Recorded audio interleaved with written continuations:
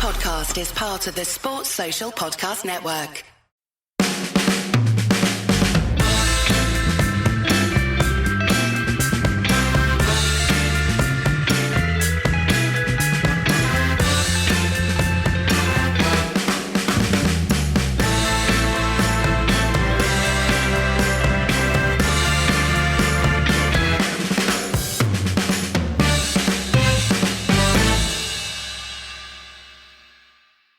All right, I'm with Wayne for the midweek pod.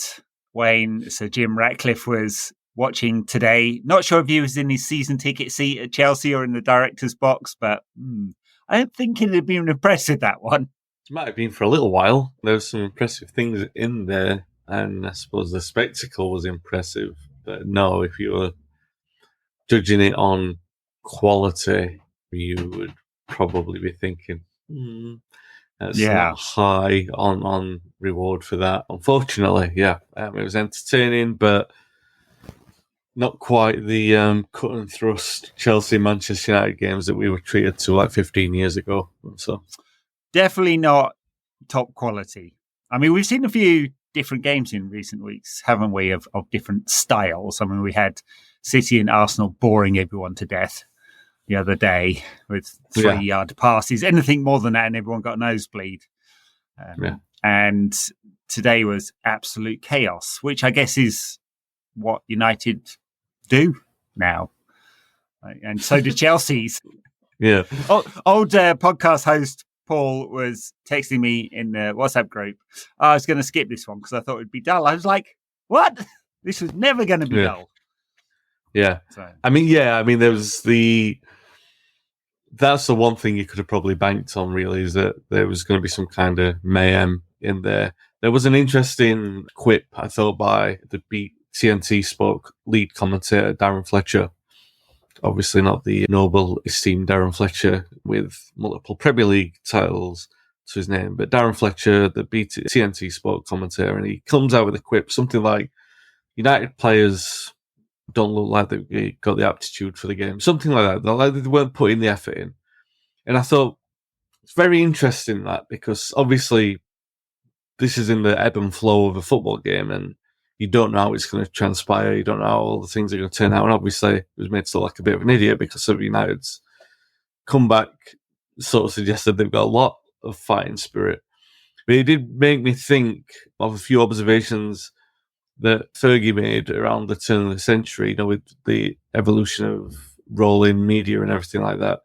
And how I think he'd made a quip to newspapers, how the journalists, about how the 24-hour news coverage, because this was a time probably before Facebook and, well, mostly Twitter, which is the game changer there, but about how the 24-hour news coverage was putting the newspapers out of business because of the nature of it. So they had to be more creative with the stories. So I think he was taking the piss out of someone's transfer rumor or something like that. But obviously then you skip forward a generation from that, and now you've got to be even more reactive than breaking news on social media. You've got to be sort of constantly reevaluating what something is within the dynamic of a game. And it's interesting that people still do that, because you can be proven to be such an idiot within the space of seconds. But I think now people have got such short attention spans that the opinion doesn't matter anymore, which is a very strange evolution of the game itself. But the thing is that certain elements of that are right, because, I mean, I think the modern player is so reactive to that kind of trend. You've seen it, I mean, even earlier today before we recorded this, you've got to see Rashford's brother coming out and making a statement. Yeah, I saw that. There's a sensitivity there that players are reactive to the micro analysis that you're seeing, and it does have an impact on the ebb and flow of a game. So even though the commentator gets it dead wrong, but the point I'm making really with that is that the commentator gets it wrong in terms of we'll probably throw many insults or criticism at this Manchester United team throughout this podcast. One of the things that you can't say is that they weren't putting the effort in, because the effort was there. Yeah, like we've said in previous managers' reigns, they've given up on the manager. Obviously, that's not the case here. but they're just not very good. That's what we saw at the end of the game. Well, it's not just that they're not very good, and I think that's a fair observation. It's that they're quite dumb. One of the lowest IQ teams in the league, I think. And that's both at a sort of macro level with the system that Ten Hag has chosen to take on this season, whether he's reacting to injuries or otherwise. I think it's quite dumb. 28 shots against today, and it's a pattern, right? Not a feature, not a bug of United's play that we concede a lot of very similar goals and concede a lot of shots and entries into our box, but also at micro level. I mean, was it all 4 goals? Really quite preventable? Anthony's foul, knee on knee, Dallow's foul, Lalande played a cut across him and rather softly taking him out. I mean, they're 2 soft penalties, I'll give him that. Onana let one in under his body again. Yeah. No one going out to close down Cole Palmer for the winner. Have I got all 4 goals in there? I might have. You have. I mean, there's a lot. There's a lot to unpack there. I will say the Anthony one it was a strange one because Anthony then goes on to have probably his best game for the club, right? After the penalty mishap. But then the thing I was thinking of, obviously you watch a game as a football fan, as a United fan, and then there's the other element of it that thinking you're going to think of some things to talk about when we're going to be talking about it later. And one of the observations that I thought of making was, well, Anthony concedes a penalty like that, but I don't think he's ever won a penalty for us like that. He never makes that kind of run. And then he goes and obviously probably one of the best assists that we've ever seen. So fair enough, he recovers from that.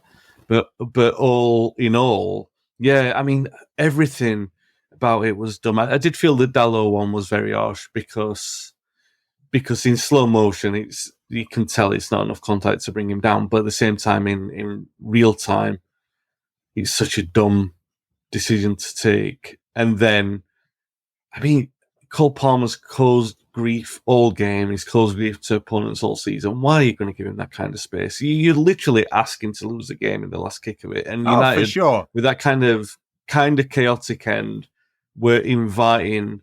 It was masochistic, really, in a way. Like the team was just like, "Come on, just do it to us, put us out of our misery." And how did it get to that? I just don't understand how we got to that. Because before the penalty award, we'd be having a very, very different conversation about what that. Maybe not like, I'm talking about micro-analysis in patterns of games. So I don't think we'd be coming on here and making any definite conclusions in saying United were taking one significant leap forward.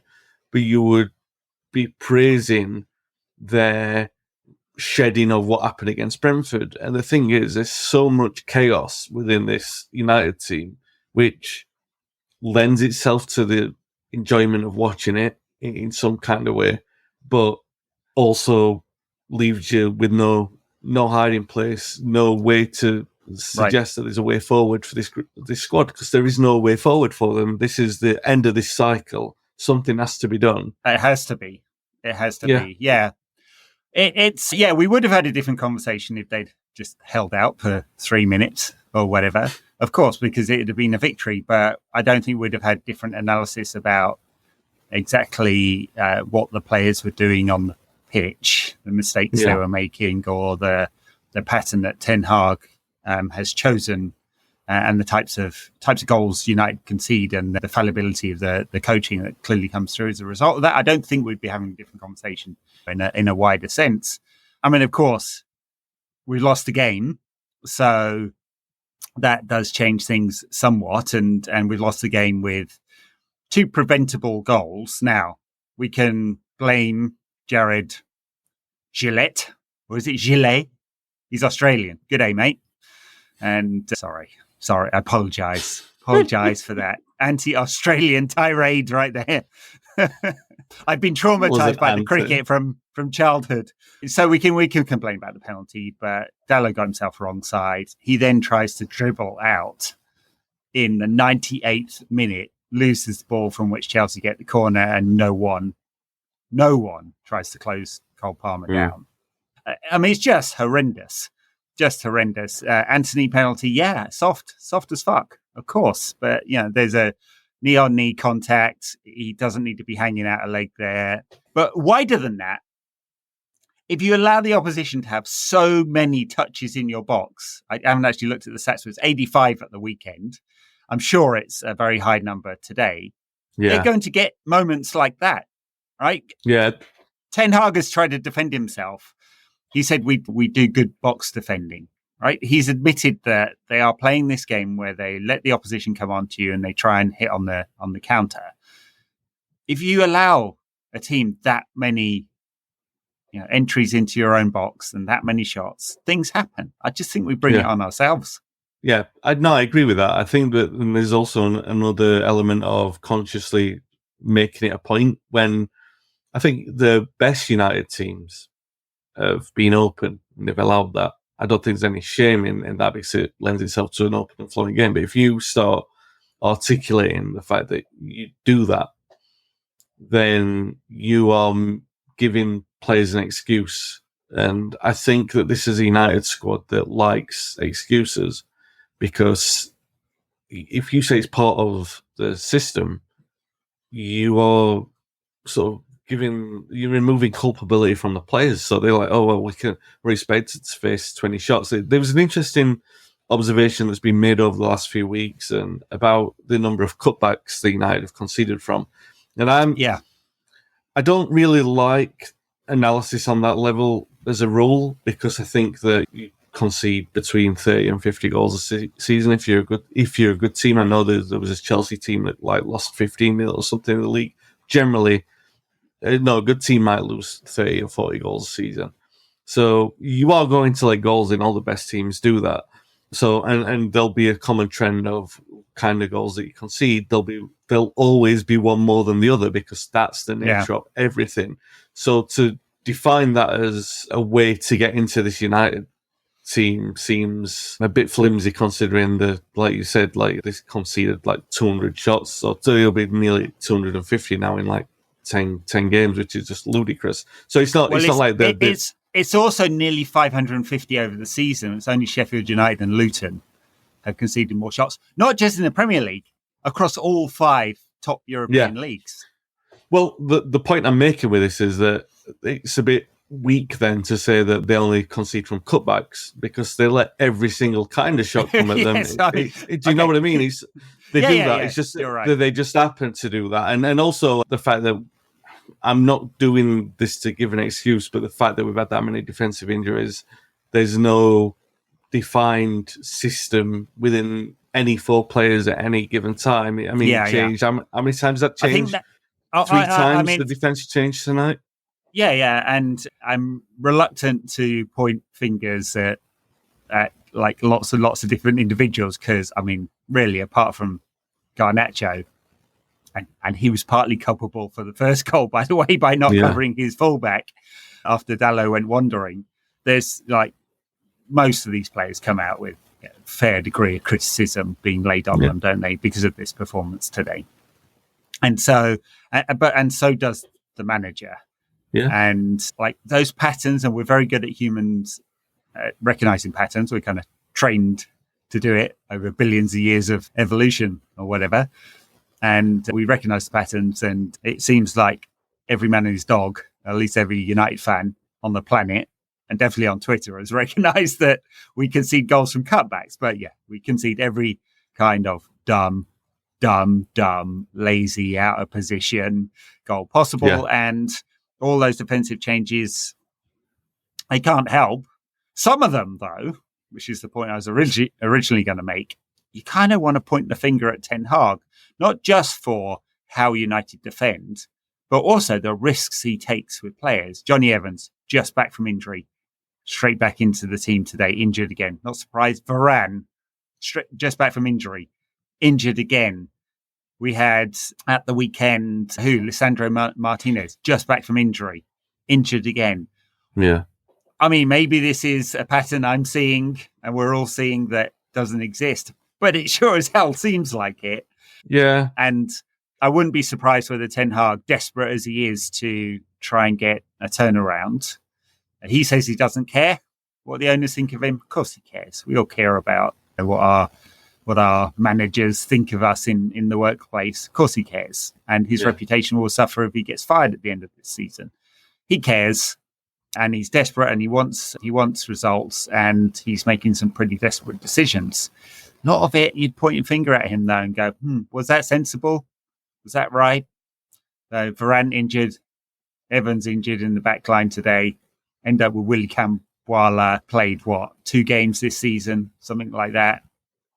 Yeah, but I mean, for the goals, but right at the end. But hey, there's chaos, and some of it's on Ten Hag. Yeah, no, I agree. I'm not. There's a further point I'll elaborate on in a moment with Ten Hag, which I agree with the wider point that you're making. But then what you're saying really is the answer is to start with Camboila, and from the start of the Brentford game really, and then ease the other players in. And then, like saying, he's only started 2 games before. So what's, all of it's a risk at that point. And all of it's a risk is because of the injury crisis. So, but there are other things, like for the first time tonight, and I'm sure you'll probably agree with me. And I know that you're on record as being a renowned McTominay critic, but I think probably for the first time tonight, we looked at it and said, when McTominay came on for Casemiro, I'm sure you were the same as me, thinking it's probably pretty sensible. Yeah. In the circumstances, I thought, do you know what? Yeah, I can understand it. I thought he should have been on at half time, to be honest. Casemiro looked like, honestly, you'd be getting the shields out, wouldn't you, at the end of the Grand National and shooting the horse? That's how bad he was in that first half. Well, okay. I wouldn't go that far, but I see where you're going. But the other point I was going to make was about Rashford. Now, I made an observation on this podcast maybe 4 months, might be a long time, but I feel like it was that amount of time ago, where I was trying to think of a point in history that you can compare this United team to. And I was thinking at the time, the 05-06 team, because it felt like there were a lot of things in place. There were some young, good players to build around, and there was you could see a projection if all went smoothly. But it's difficult to look at this and now, obviously, with the benefit of hindsight, and I'm looking at the pattern of the season, and yes, all right, the injuries and everything like that, but also the decisions of the manager. And the reason why I'm saying that is because if you look at the 05-06, and all right, Fergie had the benefit of it being in the job longer enough that he wasn't going to get fired, and the stability of knowing that he could take risks with the decisions that he was making. But the point is that he still made them, and you do have to take risky decisions, especially when Rob Smythe, who I absolutely love, is writing, and if Rob's listening, big love to you, great. He wrote the infamous article in The Guardian, Fergie was shredding his legacy at every turn. Yeah. And sorry, Rob, because I know he probably hates that headline, but he's I'm no doubt he's sick of it. Yeah. No, but for the same reason that Alan Hansen is, the line that he said in 95, and the point is that it was an astute observation, and it was only made ridiculed by how miraculous the turnaround was, really, because it was unexpected what happened. And the point with the things that Fergie was doing in that period of time, he was doing things that were unexpected in order to jolt a massive turnaround. So getting rid of Keane, which, all right, he was 30 odd, it was time to move him on, but it was still a massive decision. He got rid of Van Nistelrooy when Sahar wasn't really proven at that kind of standard, and Rooney and Ronaldo were still inconsistent. So these decisions were risks, but he took them, and it was for the better of the team. Ten Hag is making decisions of a manager who's under pressure, like the ones that you just mentioned with the defensive things, because he doesn't have the feeling of stability of a long-term position. And that leads to other decisions, which, like, for example, Rashford, bringing him on for Højlund. And Rashford did nothing in the entire game that he came on for. He did nothing. He offered nothing apart from, and I'm sure you can remember this. I always remember it from Rooney's debut, and I'm sorry that I'm harking back to the past, but it's good for comparisons. Rooney used to do this thing where he'd been just inside his own half, and then he'd just turn around and belly it out for a corner to the opposition. And he did it on his debut. I'm sure that you can remember that a couple of times. Just like, what are you doing, Rooney? And I don't know what he was doing, We did, and Rashford did something similar tonight. It was unchallenged, not under a lot of pressure, I should say, and then he belted the ball out for a corner, thrashed it out, and that's the only thing I can remember him doing in the game, because he didn't do any closing down, he didn't do any real defensive work apart. There was one jog back at the end, and he was brought on for that purpose. He was brought on not really to win the game. He was brought on to kind of close those avenues down. And what I'm thinking is, if you are a manager, and I'm not blaming it, by the way, I'm not digging Rashford out for this, because I know that Rashford doesn't do that. And Ten Hag knows that he doesn't do that. So why are you bringing him on to do that in a game like this? Now, this game is it means nothing in terms of the league. It means nothing in terms of the Champions League, really, because I don't think anyone now expects United to get there. But it means something in terms of Ten Hag's responsibility of decision-making, because we know what he can't do. And that didn't lead directly to either of the goals. But that kind of decision-making is a cog in the wheel that does lead to those decisions. Yeah, I did think it was a little odd. I mean, given the nature of the game and how chaotic it was actually set up very well for Rashford to be an agent of chaos in an attacking sense. And he came on for Højlund and played off to the left. And as you say, supposedly, I suppose, to offer some cover as well as a potential attacking threat. Just the 13 touches from Marcus today. That seems high. I didn't realise it was that high. To be honest. Yeah, I mean, 13 touches in half an hour. Yeah. To come back to your point about Rob, I don't know him well. I mean, obviously, he knows Dan very well. I met Rob the once, and I think just the once. We were having a drink in a Dutch pub in Soho in London. And he complimented me on the quality of what was then the United Rant blog. So thanks, Rob. And I can't remember who shredded their own personal legacy first, whether it was Rob or me. But on the 4th of November 2005, I wrote a piece in The Guardian asking for Fergie to be sacked. I have to say I was egged on somewhat by Sean Ingle at The Guardian at the time. So I made it entertaining. Didn't exactly cement my legacy as a great football commentator, did it? Even worse than calling for Fergie to be sacked, clearly a world-class opinion there from Ed. I suggested as potential people to take over, Paul Le Guen, Martin O'Neill, Fabio Capello, or Marcello Lippi. Some of them are good. Well, at least Marcello Lippi's good. Or was. Yeah. I like that some suggestions are better than others. Yeah. Oh, God. Yeah. But that was a sign of the times, all right. And Capello and Lippi were great coaches. It was pure anger on my part at both of the Glazers taking over. So 6 months after the Glazers had taken over, and Fergie's role in that and his obstinance about fan anger. And I took that all very personally. So there you go. Anyway, just to say, we all make stupid comments. Unfortunately, on the podcast, people seem to forget them, and tweets they forget even quicker.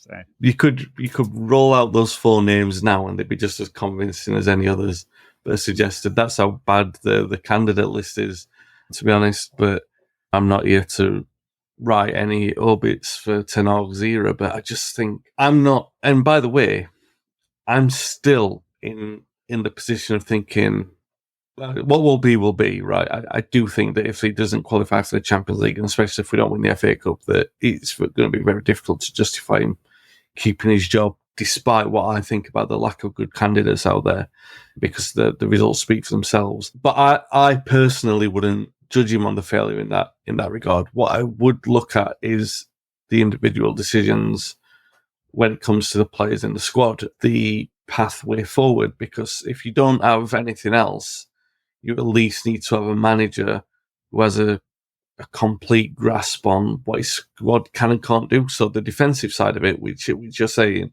and I do take on board and agree with, I still think that it's such a fluctuating situation with injuries that, for example, tonight I might have sort of cursed him a little bit for switching Dalot and Wan-Bissaka, because Dalot for the first 10 minutes looked all over the place. He improved, but he looked all over the place. I'm like, why have we moved him there when you've clearly shown reluctance to do it? But fair enough. But the other decisions where he's got choices to make and he can make them, and they don't seem to be going right. Like for example, starting Martial against Bournemouth, and I mean now you look at a season as a whole and you say, well, it's a dead rubber of a season for so long, and it's good to exercise the options in the squad and see what we can, and so that all the players have had all the rope that they need. But we've been there. We have been there so many times. Like for 4 years, we've been there. We know what all of the players can and can't do, and it's all right saying, "Oh no, the manager's seen it." Well, this is the time that he should have learned these lessons. Yeah. And I'm not, like I said, I'm not the Rashford decision in particular, which I am criticising. I'm not holding that as the one that's responsible for losing the game. It's just indicative of the minor decisions and the chain effect that ends up in this brain fart that we see. Because if you don't have a manager who's got complete faith in, injuries notwithstanding again, if you don't have a manager who's got a complete vision of what he sees from the squad that he has, you have a squad that don't have a complete vision in what they're supposed to do. And if they're aimless, if they're objectiveless, like this squad seem to be, and they seem to have been for a long time, especially when they've sort of lost their way in seasons, and you know that they're not going anywhere, and you know the kind of performances they put in, they're just like the one that we saw tonight, then you do blame the managers, you do blame the players, but you do have to then start looking at the manager, and that is a concern. It is a concern. Look, with Ratcliffe in the stands tonight, Brailsford attending loads of games, Barada coming in, Ashworth coming in, Wilcox coming in, they're making a complete structural overhaul of the football side of things. It looks like they're going to appoint a chief business officer. Looks like INEOS have this much wider brief. They're basically in control of the club now. I think it's just natural that the manager's going to come under scrutiny. Like senior leadership would be looked at in any organisation. I've been there, seen it. Like when you get a CEO change, it all cascades down. So whether Ten Hag was successful this season or not, he would be analysed and scrutinised. I mean, the fact is, United lost 17 games this season. There's almost no chance we're going to make Champions League, which makes a really big difference in terms of revenues and United's ability to make the changes that are required. We've got the FA Cup to come. I mean, I wouldn't bet by the time that semi-final comes around that we haven't lost 18 or 19 games, given the fixtures that are coming up. Hey, touch every piece of wood, including my head here, that we don't lose to Coventry City. But I mean, I would put quite long odds that Ten Hag keeps his job. And that's not me saying bin him. There's many, many high quality things about him, I think. He said this week, don't stop the progress, which I thought was interesting. An interesting statement. I'm not sure you could really call this season progress, but of course he's under pressure. Of course. Yeah. It's an interesting thing, though, that quote in particular, because I think, you've got the manager who's bound to come out and say something like that. The things that I'm critical of, I don't think INEOS would take that deeper look at it, or Ratcliffe, I don't think he would. I think he'd look at the overall numbers, like what you're saying, the 17 defeats, because, I mean, they're alarming. Failure for a Champions League place when we qualified for it last season. Failure to win any trophies, if that's what happens. Not looking any closer to winning a league title, which I'm not saying you won't have to be on the precipice of it. You would have at least wanted to have seen us journey towards that. And I'm not saying that we're not closer than we were under Rangnick. We are, but I don't think that that's saying that we're close. Do you know what I mean? It's like, so we're not. We are closer to it, I guess. But it's not progress in the way that Ten Hag, I think he meant to say it. And I think the little things that I'm looking at, the little things that alarm me, which are those decision making, the individual decisions over the different players in the squad and the systems that we're seeing or not seeing, and the way that we're throwing away games. Those are the things that are indicative of something going the wrong way. And I say that reluctantly because I want it to go the right way. Obviously, I do. Everybody does. But when you see what happened at Brentford, when you see what happened tonight against Chelsea, He's not good. He's not good, and you can't look at there and say like, well, there are positive signs, and like, oh, it was good. I'm a positive person. I try and look at things on the optimistic side, but you don't look at Mount scoring and say that's the good thing to take from that game. You don't look at Garnacho continue, because one thing we should be talking about tonight is Garnacho continuing this good rise that he's got and scoring two good goals, because that's you remember Ronaldo against Arsenal in the tunnel game where Ronaldo scored 2 goals, and all right, it wasn't the definitive Ronaldo performance, but what it was is it was a statement of a progression, and that was kind of what we saw tonight from Garnacho. But the rest of the team is so chaotic that you're not talking about that. You're talking about all the rest of it. He's got another couple of goals tonight, so that's 9 in total for the season, or 10 goals and assists in the league. It's good. It's very good progress from him. He was the out all of the time.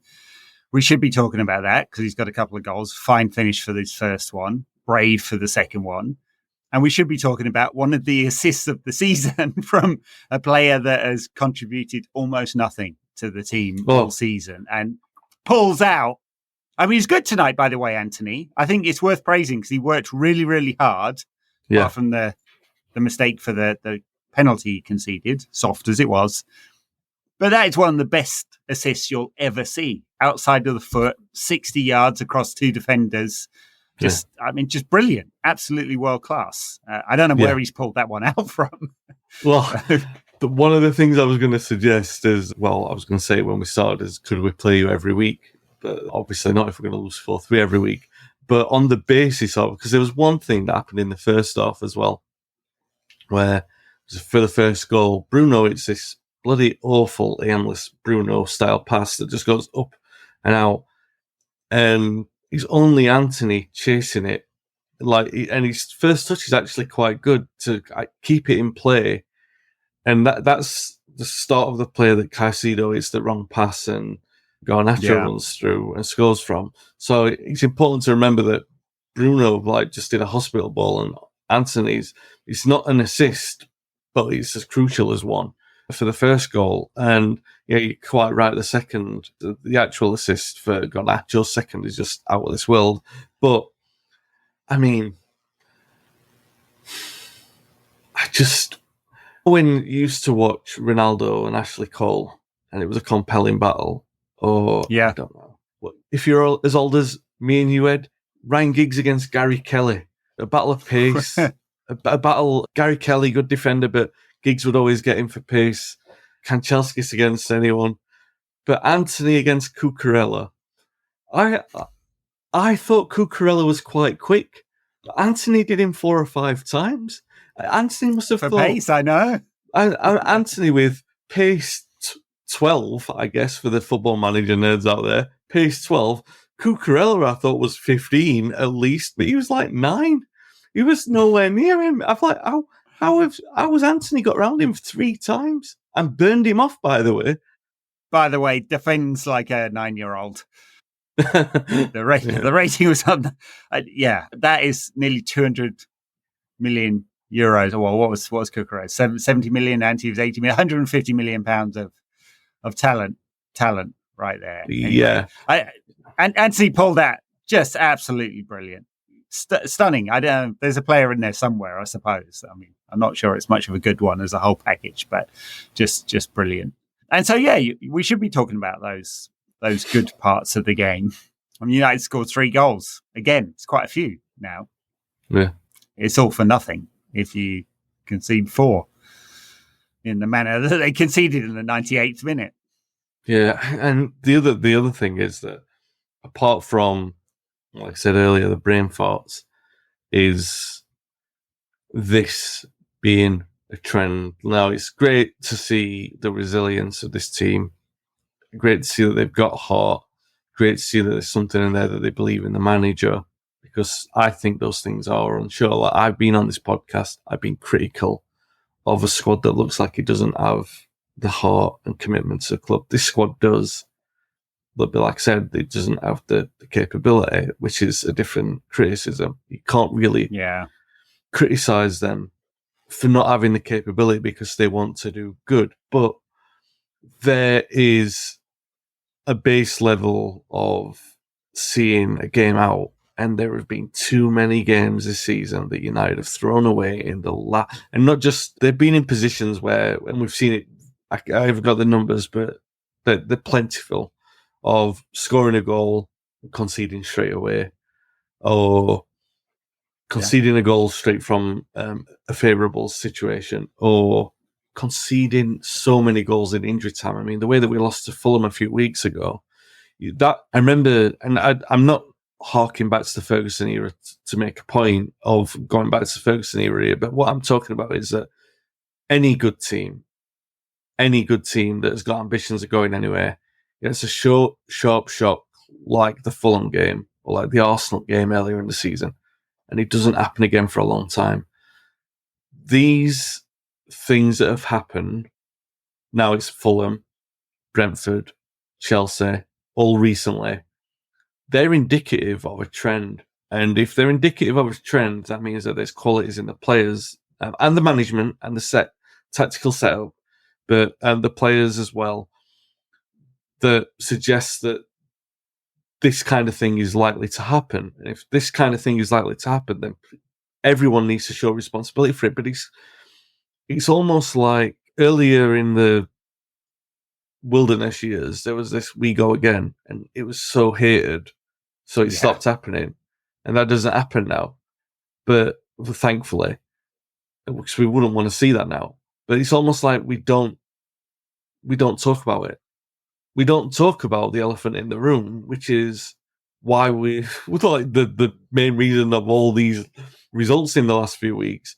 But we should be talking about it because that's the reason. Like, it's like, oh well, we'll keep trying, and then like every day is like every fresh day is like a new slate. And like, don't get me wrong, it's in the past. You move forward, but it's not in the past because it's present in all of the games. And if it's present in all of the games and it's still there, like the 12th man on the pitch, which is, I don't know, Conceding, the great goal conceder. He might as well be called Onana, the goalkeeper at this rate. But the magician on the pitch that pushes the ball into the net. The United they're hamstrung, they're handicapped by this. I'm going earlier, I'm saying all the different players, I'm talking about the injury crisis and the management system, but this is a character trait. And if it's a character trait, it's either part of the system or it's part of the personnel. Now, the personnel's changed too often to blame the personnel. So, where's the finger dropping? Do you know what I mean? And nobody's taking responsibility for it. Everyone has to take responsibility because it's an everyone kind of thing. Well, I think it will happen, right? There will be responsibility because there's going to be a lot of change. And Ralph Ragnick said that United required open heart surgery. He wasn't wrong. He was the wrong manager for United, clearly, but he identified the problem without being able to offer a solution. And I guess last season we thought that Ten Hag was part of that solution. I just don't know whether you get away with... You don't get away as a manager with this many defeats in a season normally. And I wonder whether he was spared just a little bit because of the takeover situation dragging on for so long. And now, new management team in, suspect they'll be looking very hard at it. But that's not... And when I say that, I don't mean that it means we forgive the players for the mistakes they make. And tonight, we saw some really dumb ones. We praised Dalot this season. He actually seemed, for large parts of this season, to be an improved player. I think he's had a pretty bad night tonight. Andre Onana just won Player of the Month for United.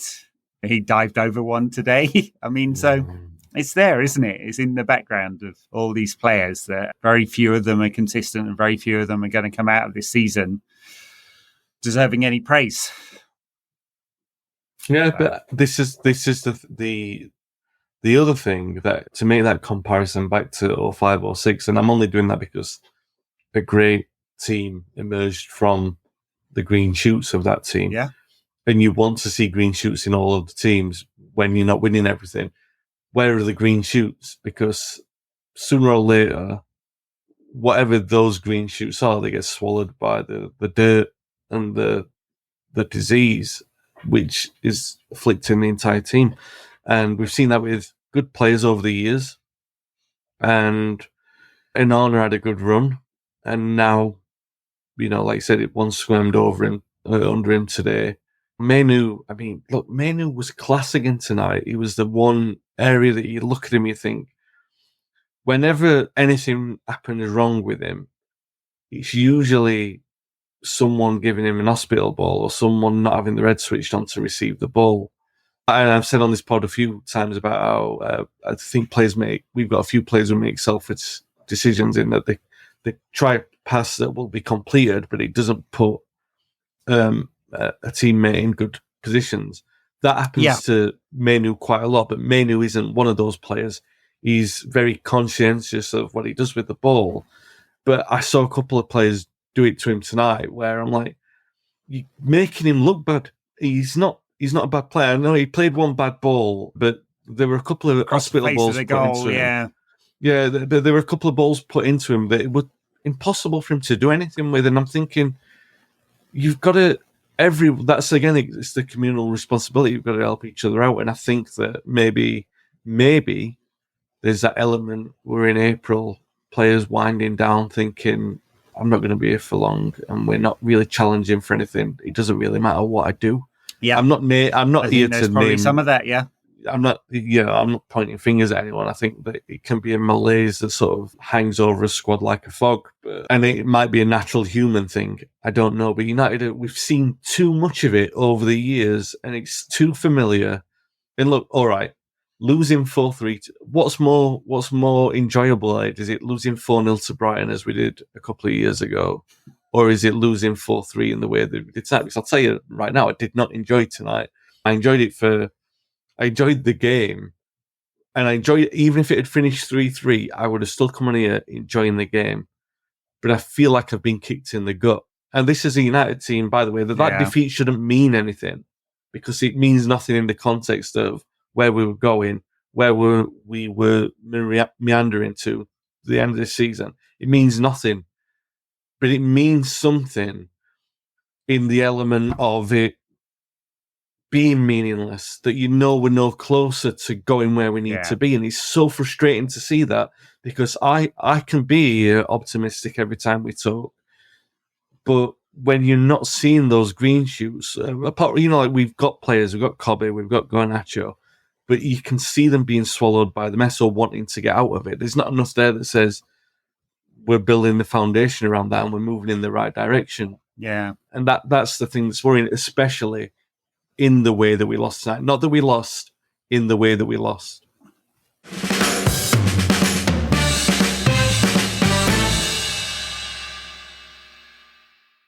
Well, the direction of travel is towards Liverpool on Sunday, and we've got to think about that. Oh, man. I mean, look, it's only a couple of weeks since we beat them in the FA Cup. That was an equally chaotic game. I cannot believe that Jurgen Klopp will allow that style of game to happen again. I don't think so. I'd be really surprised if they're as open as they were on that day, and it was much of a cup game. Cliche, a cup game. So, and obviously they're fighting for the title.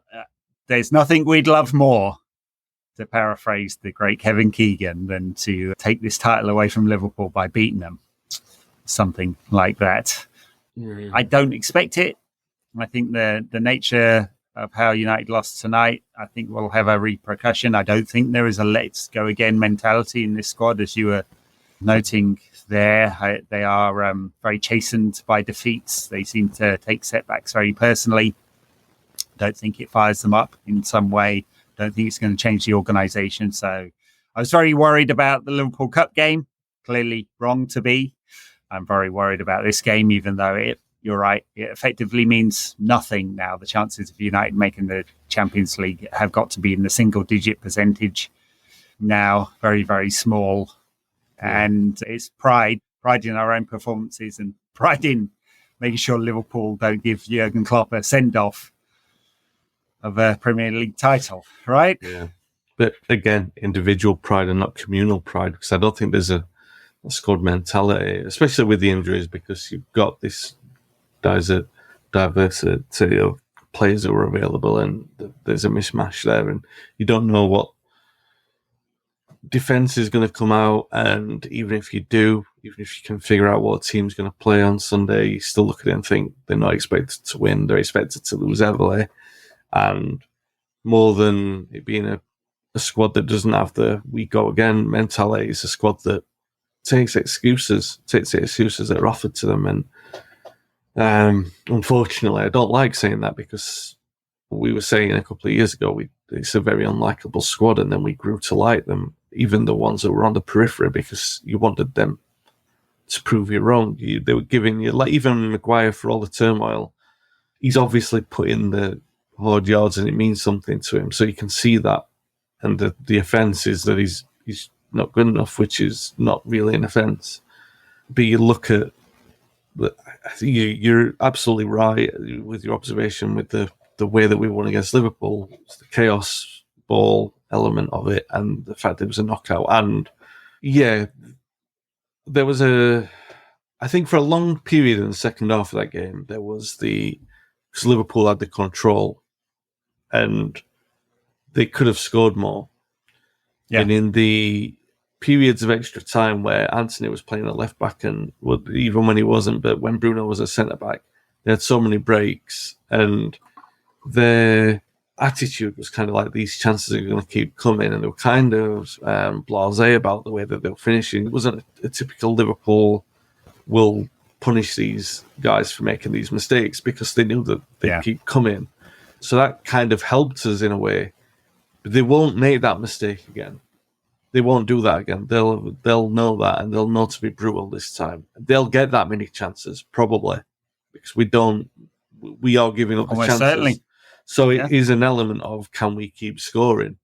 And I think it's the same as everyone. I'm not confident that that's going to be the case, because he scored 3 tonight against a quite porous Chelsea defence, and this Liverpool defence have got something to prove by not conceding as many chances, and they're better at being concentrated at stopping those chances, much better than what we are.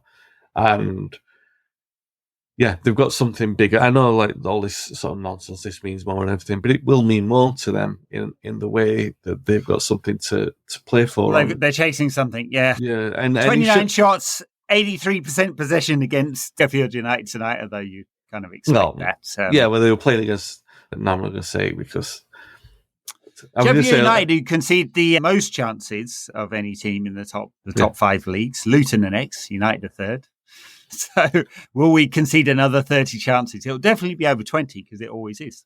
Yeah. And I guess the bigger question is, like, who's actually going to be fit? Because Varane's come off for the second time in a week or a couple of weeks or whatever it is. And it didn't look good, did it? He wasn't moving very well at all. No. Johnny Evans had to come off. That would suggest that Willy Krambuala will probably start with Maguire at the back. Casemiro had a stinker tonight. He just doesn't look right at all. But what other options are there? Maybe Scott McTominay starts. Don't know. Which means you're putting a lot of minutes on Menu, but you kind of have to. It'll be his 15 starts out of the last 17 games from Menu tonight. I assume it'll be 16 in 18. On the weekend, Garnacho will have to start. Anthony, you'd have to say, has probably earned a start, hasn't he? Because he had a good game tonight, and it would be unfair on him to drop him after playing well. So that's basically the whole team picks itself. Unless you say, hey, Mason Mount's had a few more minutes, he can play as that 8 linking between Menu and Bruno. Maybe. I mean, I would think that the biggest chance that we've got of getting a positive result lies in tactical surprise. I don't think we're going to see it, I'll be honest. I actually don't think we'll see Anthony. I think you'll bring Rashford back in, because for the same reason you would have thought Diallo would get some minutes tonight, but he didn't. Anthony did do well. I do think it was probably his best game for the club, but I don't think he's got I don't think he should not have Rashford in the team for 2 games in a row, even though he did nothing tonight. I think you lose a game and it's kind of like, well, the pressure's on to put him back in. Even though I think the justification was in the performance. I think it was fine in that respect. I mean, there's just nothing there that suggests that United are going to get a result. But then again, there wasn't anything there before we played them in the Cup that suggested that. No. We had a similar situation in terms of the injuries, just different injuries this time round. And so on the merit that we pulled the rabbit out of the hat in that game, then there's always the chance. I just don't see it. And even if you do see it, and I don't want to be the eternal pessimist here, but even if you do see it, is it enough to invest faith in for however long? And I don't know. I just don't know. And I'm not saying this in the wake of like we've lost in the last minute against Chelsea, and it's all a bit sort of deflating in that the nature in which we lost. But it's the pattern of the last few weeks of a manager who is losing control of an already difficult situation, and he doesn't seem to be coming back in sort of line for him. Yeah. And I don't like saying that. I want to see evidence of the change for that, but I don't know. I thought his press conference and interviews after the Brentford game, Ten Hag's, was pretty embarrassing. Made a lot of excuses and got very defensive. I haven't seen what he said tonight after this, but I note the defensiveness as a manager under pressure. Who knows he's under pressure? Yeah, and Well, look, I hope we get another victory. Obviously, it's got to that point though this season, like. And it's not like I don't care. Obviously, I care. I think, sleep, eat United, like to obsessive levels, obviously. But it's like there wasn't much riding on tonight. I don't expect United to qualify for the Champions League. It's hard to get excited about potentially coming fifth. Woohoo! I mean, I know it's important for the club to keep progressing and move forward, especially with the change, but I don't think it's going to happen, and I can't bring myself to hang everything on coming fifth in the league, another trophy and all of that. So the season does feel like it's winding down. Shouldn't do. We've got an FA Cup semi-final to play, and we've got Liverpool, then Bournemouth, then Coventry. These players shouldn't want to be in that semi-final. They should want to be in the cup final side. There's something there. Anyway, we'll leave it there, I guess. Not the most awesome performance from United or result. And, well, everyone's under a bit of pressure.